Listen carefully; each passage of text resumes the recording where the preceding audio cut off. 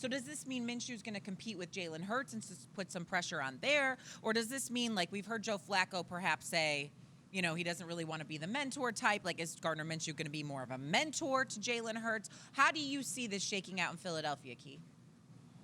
Well, I think, Shay, when you look at it, first of all, Tim is right. It's an insurance policy, right? You evaluate these guys when you trade for them about what you can get on the streets, what's available to you.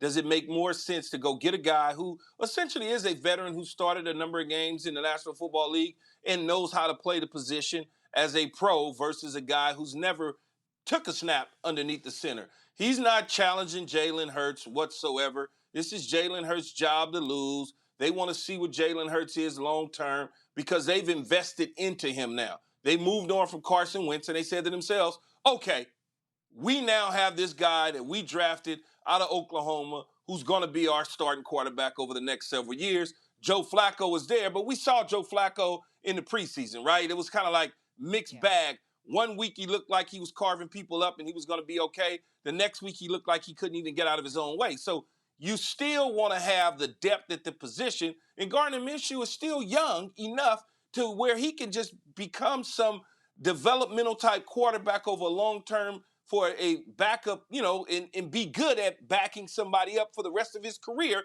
because that's essentially what he is. He's a backup. He is not a starting quarterback. This is not Kurt Warner that we're looking at. And so I think when you look at it, this is the way that the Philadelphia Eagles have assessed the situation. Did you ask the question, will he push Jalen Hurts for the starting position? No. Was that just like a Push, question? not push him like where he would become the starter, but like put a little, like someone breathing down your fire. neck a little fire. Like there's a little competition here. Hey, if Urban Meyer says he's competing with Trevor Lawrence, I don't know what's going on in Philadelphia. I don't believe what these coaches But say. you can't listen to Urban Meyer say, though, Shay. Come on now. Urban Meyer say anything. Or Bill Belichick when it comes to how they're making the decisions. They're keeping things close to the vest. They should.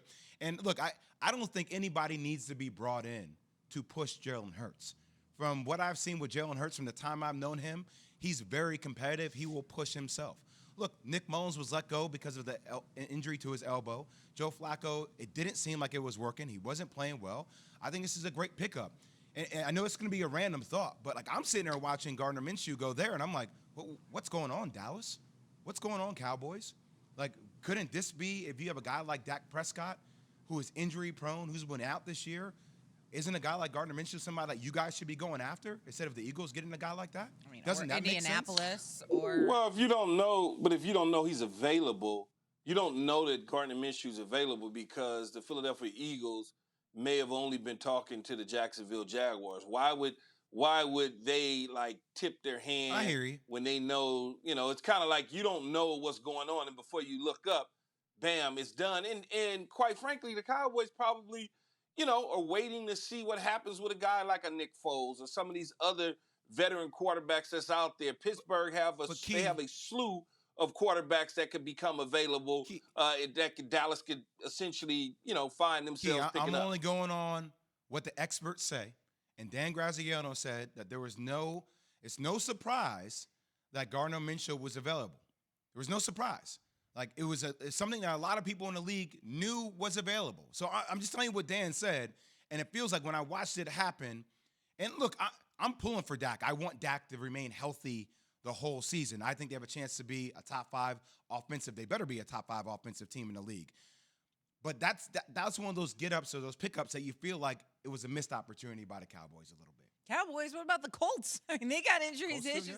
I mean, do the Vikings have a viable backup too? There's a lot of teams that need that. And y'all are laughing at me about Gardner Minshew. I'm not laughing about Gardner at you. Minshew perhaps breathing down the neck of Jalen Hurts. Do you remember who beat out Nick Foles when he was with Jacksonville? It was Gardner Minshew. So while Philadelphia is over there, praising Nick Foles, just remember Gardner Minshew is now there.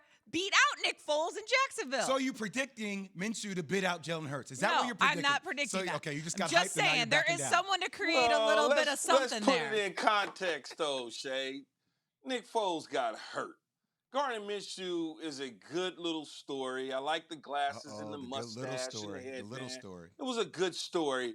But Gardner Minshew, come on now. He's not even getting close to Jalen Hurts. This is just an insurance policy. Makes all the sense in the world. He was never never, ever going to start over Trevor Lawrence unless Urban Meyer made a decision that he wanted to make sure that Trevor Lawrence mentally wasn't going to be beat up and fragile. So in the future, they could still have a quarterback that they drafted number 1 overall. That was the only way he was going to play in front of him. Key. Always calling little people little. A good little story, No, little glasses. Gardner Minshew ain't little. I mean, it's a good story. A guy comes to Washington State. But he's not wrong. It's not demeaning. It's a story. And when they take that story, they run with it. I didn't say Jay Will's story. I didn't say Jay Will Lewis story. Don't do Chicago. it. Don't go there. I didn't say Don't that. do it. Thanks for watching ESPN on YouTube. For live streaming sports and premium content, subscribe to ESPN+.